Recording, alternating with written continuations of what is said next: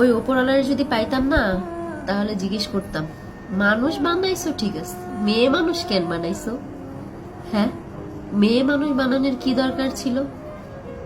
মেয়ে মানুষ আসলেই একটা জিনিস তুমি বানাইছো ওপরওয়ালা, যার সাথে হাজারটা অন্যায় করা যায়, যারে ফুটবলের মতো লাথানো যায়, কোনো কিছু বলার কিছু নেই। মানুষ তো এমনও বলে যে মেয়ে মানুষ জন্ম নিলে নাকি মাটি কাঁপা ওঠে, যে মেয়ে মানুষ জন্ম নিচ্ছে মাটিতেও নাকি ভয় পায়। হায় রে, পরিচয় আছে তো, কারোর মেয়ে, কারোর বউ, ওই ছেলে মেয়ের মা, এর থেকে বড় পরিচয় আর কি চাও? এতটুকুই তো যথেষ্ট। তারপরেও যদি কেউ পরিচয় বানাইতে যায়, তাহলে সমাজের মানুষ কি বলে জানেন? ওই মেয়ে মানুষের সাথে মিশো না, ওই মেয়ে মানুষ ভালো না, রাত বিরতে বেরোয়, চাকরি করে। মেয়ে মানুষকে চাকরি করা মানায়? নিজের পরিচয় করব?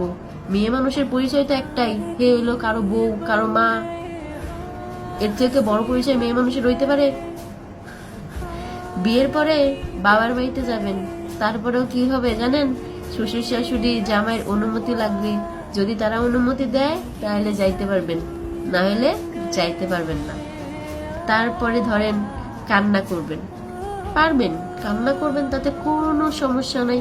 বালিশে মুখ গুজে কান্না করবেন, সংসারের সমস্ত কাজ করবেন, কান্না করতে পারেন, সমস্যা নেই। কিন্তু এই যে মুখটা আছে না, মুখে সব সময় মধুর মধুর কথা বলবেন, আর একটা সুন্দর হাসি রাখবেন, চোখের জল যেন কেউ দেখতে না পারে।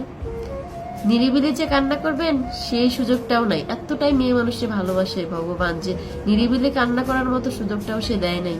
ওয়াশরুমে গিয়ে কান্না করবেন, তাতেও সমস্যা আছে। বাড়ির লোকজন বলবে, কি করো এত সময় ওয়াশরুমে?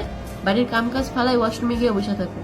সব সময় মনে রাখতে হবে তুমি কি, তুমি হচ্ছে একজন মেয়ে মানুষ। এটাই তোমার সব থেকে বড় পরিচয়।